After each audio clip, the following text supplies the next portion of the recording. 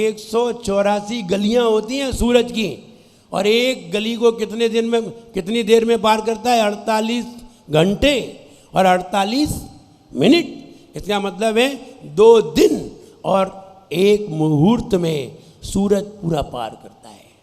इसलिए दिन कितने होते हैं? साल में दिन कितने होते हैं? 184 गली सूरज कितने दिन में पार करेगा?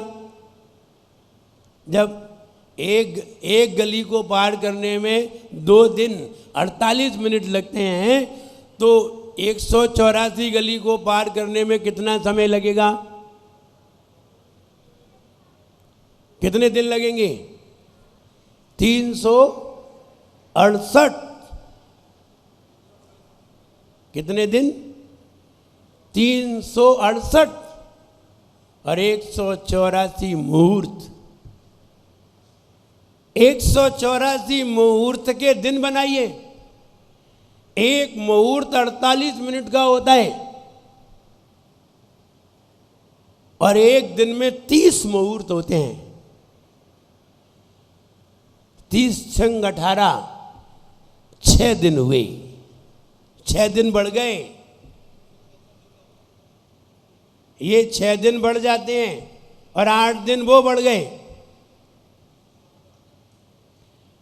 ऐसे एक साल 360 दिन का होता है, और अगर 365 का मानते हैं तो 3 साल में कितने दिन बढ़ गए? ये जितने दिन बढ़े उसका 1 महीना बन जाता है।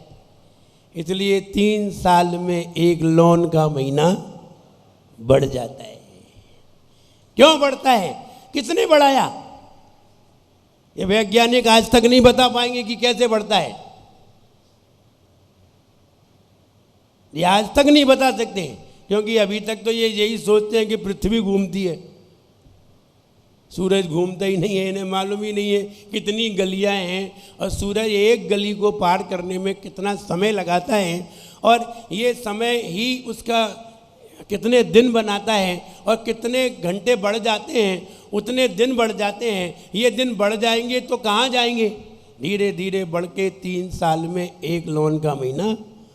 कोई ज़रूरी नहीं है जनवरी में ही वो लौन का महीना बढ़े, नहीं, जनवरी में भी बढ़ सकता है, मार्च में भी बढ़ सकता है, जून में भी बढ़ सकता है, नवंबर में भी बढ़ सकता है, अक्टूबर में भी बढ़ सकता है, सितंबर में भी बढ़ सकता है, कभी भी बढ़ सकता है। जैसे ही 1 महीने के दिन पूरे होंगे वैसे ही वो बढ़ जाएगा। इसलिए निश्चित नहीं है कौन सा महीना बढ़ेगा। बोले अंग्रेजी महीना में तो कोई महीना बढ़ता ही नहीं है। अंग्रेज हैं, ये तो कभी बढ़ते ही नहीं हैं, जितने हैं उतने ही रहते हैं। एक बार ट्रेन में हिंदुस्तानी भी बैठे हुए थे, एक अंग्रेज भी बैठे हुए थे, 4-6 अंग्रेज बैठे हुए थे, हिंदुस्तानी भी बैठे हुए थे बहुत सारे डिब्बे में। अब डिब्बे में हिंदुस्तानी तो तरह तरह के, कोई सांवला है, कोई गोरा है, कोई कम गोरा है, कोई कम सांवला है, कोई ज़्यादा काला है, सब तरह के लोग बैठे थे। तो अंग्रेजों को मन नहीं माना, अंग्रेजों ने व्यंग कर दिया। बोले तुम लोग देखो, हम लोग देखो, सब एक से हैं। हम लोग देखो सब एक से हैं, और तुम लोग पता ही नहीं हिंदुस्तानी कैसे हैं। कोई काला है, कोई गोरा है, कोई सांवला है, कोई कम गोरा है, कोई ज़्यादा गोरा है। हम लोग सब एक से होते हैं और तुम लोग अलग अलग होते हो। हिंदुस्तानी चुप थोड़ी रहते हैं। तत्काल उसने जवाब दिया, भाई साहब गधे एक ही रंग के होते हैं, घोड़े हैं जो अलग अलग रंग के होते हैं, सारे गधे एक ही रंग के होते हैं। इनका रंग नहीं बदलता है। घोड़े देखो कभी एक रंग के होते ही नहीं है, कोई लाल होता है, कोई काला होता है, कोई कैसा, कोई कत्थई होता है। तो हम लोग घोड़े हैं और तुम लोग तो सूरज दिन में निकलता है, रात में डूब जाता है। राहु ग्रस लेता है, लेकिन राहु भगवान को ग्रस नहीं पा रहा है, भगवान रात्रि में अंधेरा, रात्रि में भगवान के पास अंधेरा भी नहीं होता है। क्यों नहीं होता? उनके शरीर से ही तेज निकलता है, कहीं से प्रकाश लाने की जरूरत ही नहीं है। इसलिए उनके समो शरण में कभी दिन रात का भेद नहीं होता। क्यों नहीं होता? क्योंकि उनके शरीर से ही तेज निकलता है। तो यह कह रहे हैं नास्तम, हे भगवान आप ना तो अस्त होते हैं, नास्तम आप अस्त नहीं होते, कदाचित कभी भी, उपयासी आप कभी भी अस्त नहीं होते, न राहु गम्या न राहु से ग्रसित होते हैं। हे भगवान ना आप राहु से ग्रसित होते हैं और ना आप कभी अस्त होते हैं, ना अस्त होते हैं न राहु से ग्रसते हैं। स्पष्टी करोसी, फिर भी स्पष्ट करते हैं, सहसा शीघ्र युगपत जगंती, एक साथ जगत को, इस संसार को एक साथ प्रकट करते हैं। कोई पूछे, सारा एक साथ देख लेते हैं, एक साथ जान लेते हैं और पूरी दुनिया उनके ज्ञान में झलकती है। आश्चर्य, आश्चर्य नहीं घोर आश्चर्य है कि जिसके ज्ञान में आंख बंद करके बैठा हो और अमेरिका की बात यहां बैठ के पूछ लो, लंदन की बात यहां बैठ के पूछ लो, है लंदन की छोड़ो, विदेश क्षेत्र की बात यहां पूछ लो, ऊपर स्वर्ग की बात यहां पूछ लो कि 16वें स्वर्ग में देव क्या कर रहे हैं, अभी बता दे भगवान, और वहां नरक में जीव कैसे दुख पा रहे हैं, अभी हाल बता दें। तो ऐसा ज्ञान, केवल ज्ञान, और ऐसा ज्ञान सिर्फ भगवान को ही होता है। वे भगवान आदिनाथ भगवान है। स्पष्टी करोसी सहसा युगपत जगंती, आप फिर भी स्पष्ट करते हैं पूरे जगत को। नाम वो धरोधर निरुद्ध महाप्रभावा, आपका प्रभाव नाम वो धरोधर, अंबु, अंबु माने बादल, आपका प्रभाव बादलों से भी रुकता नहीं है, आपका प्रभाव बादलों से भी रुकता नहीं है। सूर्यातिशायी, आप सूर्य से भी ज़्यादा अतिशयकारी, महिमा, महिमा वाले मुनीन्द्र है भगवान। लोके, संसार में आप सूर्य से भी ज़्यादा महिमा वाले हो।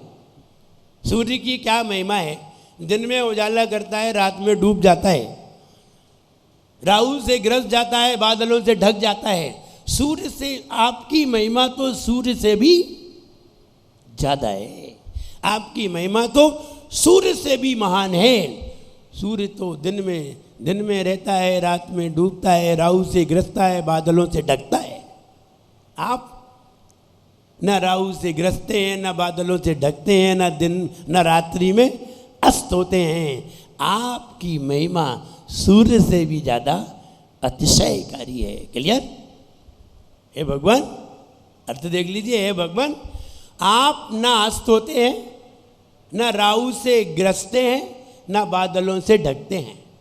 हे भगवान, आप न अस्त होते हैं, न राहु से ढकते हैं, न राहु से ग्रसते हैं, न बादलों से ढकते हैं, न कभी अस्त होते हैं, फिर भी तीनों लोक को स्पष्ट करते हैं।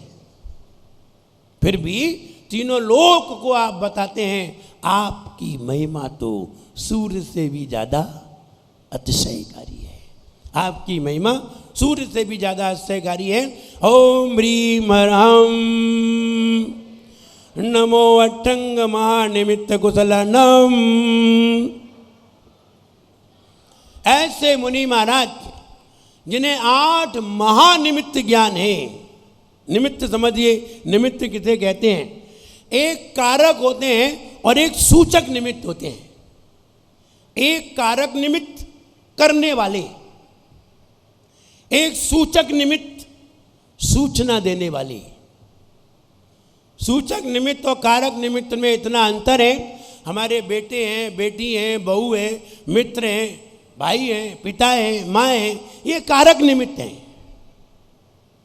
जो सजीवित हैं ये कारक निमित्त हैं। कुत्ता है, काट सकता है, कारक है। व्यक्ति है मार सकता है, कारक है। व्यक्ति है गाली दे सकता है, कारक है। लेकिन तुम्हारे गाल पे तिल है, बताओ ये क्या कर सकता है? काट सकता है? गाली दे सकता है? नहीं कर सकता। ये सूचक है। तो कई सूचक निमित्त हैं और कई कारक निमित्त हैं। कारक निमित्त अलग होते हैं और सूचक निमित्त अलग होते हैं। दो प्रकार के निमित्त होते हैं। निमित्त माने जिस वस्तु को देख करके सामने वाले का भविष्य बताना, सामने वाले की भविष्य में होने वाली घटनाओं को बताना और स्वयं अपनी घटनाएं जानना, इसे निमित्त कहते हैं। इसे क्या कहते हैं? निमित्त। सामने वाले को देख करके, यानी कोई घटनाओं को देख करके, कोई वस्तुओं को देख करके अथवा कोई व्यक्ति को देख करके, जैसे कौवा किसी के सिर पे बैठ जाए तो मृत्यु का भय होता है। ये कारक निमित्त है। कौन सा निमित्त हुआ? कारक। कौवा अगर किसी के सिर पे बैठ जाए तो मृत्यु का संदेश है। और कौवा कहीं पर रति करे, कौवा कहीं पर भोग करे किसी पेड़ पर आकर, तो वहां धन का प्रतीक है। उसी पेड़ के नीचे धन होगा। यह भी कारक निमित्त है। लेकिन कई कारक निमित्त हैं और कई सूचक निमित्त हैं। अभी आपको सूचक निमित्त भी बता रहे हैं और कारक निमित्त भी समझिए। दो प्रकार के निमित्त कहलाते हैं। इन निमित्तों को देख करके, जैसे कि ध्रुव तारा को देख करके सारचंद आचार्य ने यह बात कही कि कोई मुनिराज के ऊपर उपसर्ग आया है। किसको देखा? ध्रुव तारा को। ध्रुव तारा कभी कांपता नहीं है। जिस दिन कांप जाए उस दिन समझना चाहिए कोई ऐसा व्यक्ति जो अडिग है, जो कभी कांपता नहीं है, उसके ऊपर उपसर्ग हो रहा है। अब ऐसे कौन हो सकते हैं? दिगंबर साधु। ये नहीं डरते किसी से भी। इन्हें अभी तक कोई डरा ही नहीं पाया। न शेर डरा पाए, न हाथी डरा पाए, न मृत्यु का भय डरा पाया। कुछ नहीं डरा पाया, कोई भी नहीं डरा पाया। घानी में फेल दिया लेकिन उन्हें डरा नहीं पाए। इनको कोई भी डराने वाला नहीं है। पता नहीं कौन सी टैबलेट खा के आते हैं ये, कौन सी इनके पास ताकत होती है जिससे ये किसी से भी नहीं डरते। और जो किसी से नहीं डरता उससे सारी दुनिया डरती है। डरती उसी से ही है जो किसी से नहीं डरता। और जो डर जाए उससे फिर कौन डरे? कोई नहीं डरता। तो ये निडर होते हैं। और उन मुनि महाराज को ये ज्ञान होता है। निमित्त ज्ञानी होते हैं, अष्टांग महानिमित्त ज्ञानी होते हैं। हमारे अभी पंचम काल में विमल सागर जी आचार्य हुए, जिनको निमित्त ज्ञानी कहा जाता है। क्या कहा जाता है? निमित्त ज्ञानी। निमित्त माने वस्तु को, द्रव्य को देख करके वो बता देते थे ये ऐसा होगा। आचार्य श्री जब क्षुल्लक अवस्था में थे तो उन्होंने अपने मन में सोच लिया था कि हम विमल सागर महाराज जी से तो कभी दीक्षा लेंगे ही नहीं, ये तो 20 पंथी हैं। और आचार्य श्री कहाँ के हैं? आचार्य श्री कहाँ के? बुंदेलखंड की दमोह पथरिया। अब बुंदेलखंड में तो 20 पंथ की कोई परंपरा है ही नहीं। बहुत सारे जगह नहीं है। तो वो संस्कार उनके मन में, और उन्होंने कहा कि आचार्य विमल सागर महाराज जी से तो हम दीक्षा लेंगे ही नहीं, हम तो नमोस्तु करने भी नहीं जाएंगे। देखिए अपने मन में क्या सोचे बैठे हैं। और अचानक व्याचार्य महाराज वहीं आ गए जिधर उनका स्थान था। आ गए तो उनके मन में आया, आचार्य महाराज हैं, हम तो क्षुल्लक महाराज हैं, तो नमोस्तु करने के लिए बेमन से नमोस्तु करने के लिए पहुंचे। और उन्होंने जैसे ही आचार्य श्री को क्षुल्लक अवस्था में देखा और उन्होंने प्रेम से पीछी लगाई, और पीछी लगाने के बाद बोले, बेटा तेरा भविष्य बहुत अच्छा है। हमने तो आपसे पूछी ही नहीं, अंदर अंदर बोले, हमने तो पूछी ही नहीं। बोले तेरा भविष्य बहुत अच्छा है, तेरी 3 दिन में मुनि दीक्षा होने वाली है। तो अंदर अंदर सोच रहे हैं कि हमें मुनि दीक्षा लेनी नहीं है और आपसे तो लेनी ही नहीं है। फिर उन्होंने और कह दिया, बेटा हमसे ही दीक्षा होगी, हम ही दीक्षा देंगे तुम्हें। बोले हमें लेनी नहीं। अब वो अंदर अंदर सोच रहे कि मुनि दीक्षा तो लेने का भाव है, लेकिन आपसे नहीं है। अंदर कह रहे हैं, बाहर नहीं बोल रहे। और अंदर जब बोलता है कोई व्यक्ति, अंदर से जब मन बनता है तो बाहर में उसके एक्शन बदल जाते हैं, बिल्कुल बदल जाएंगे। आंखों से देखने के एक्शन, नमोस्तु करने के एक्शन सब बदल जाते हैं। लेकिन उन्होंने कहा, बेटा चिंता मत करो, तीसरे दिन, आज तो पहला दिन है, तीसरे दिन तेरी दीक्षा होगी, यही होगी, हमसे ही होगी। कह भी दिया, ऐसा नहीं है नहीं कहा, कह भी दिया। बोले हमें लेनी नहीं है। वे अपने मन में सोच रहे।